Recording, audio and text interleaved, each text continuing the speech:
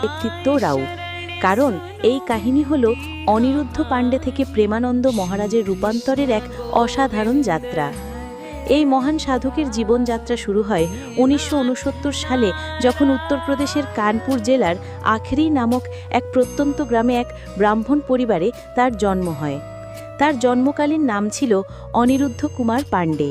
পিতা শ্রী শম্ভুনাথ পাণ্ডে এবং মাতা শ্রীমতী রমাদেবী উভয়ই ছিলেন গভীর আধ্যাত্মিক চেতনা সম্পন্ন।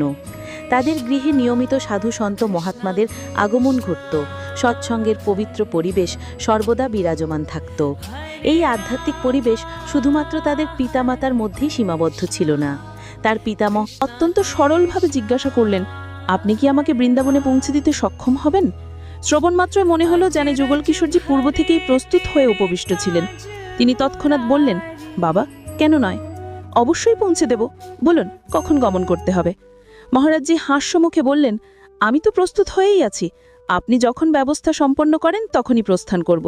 যুগল কিশোরজি বললেন, ঠিক আছে বাবা, আগামীকালের প্রস্তুতি গ্রহণ করুন, আমি আপনাকে সঙ্গে নিয়ে যাব। এই শ্রবণ করে মহারাজজির হৃদয় আনন্দ আর উৎসাহে পরিপূর্ণ হয়ে গেল।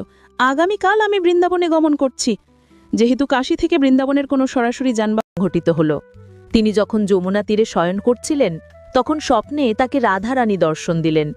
রাধারানী দিব্যরূপ দর্শন করে মহারাজ্যের সমগ্র অস্তিত্ব প্রেমে বিবলিত হয়ে গেল।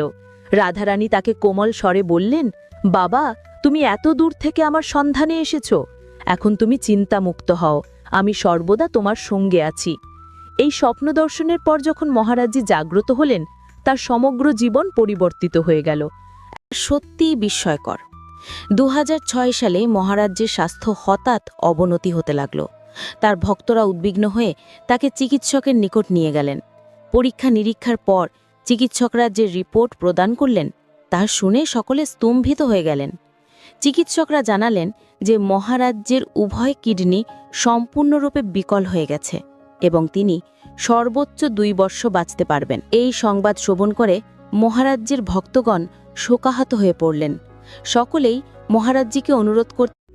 চিকিৎসকদের পূর্বাভাস অনুযায়ী 2 বর্ষ অতিবাহিত হয়ে গেল, কিন্তু মহারাজজি তো বেঁচে আছেনই, বরং তার স্বাস্থ্য ক্রমশ উন্নতি লাভ করতে লাগল।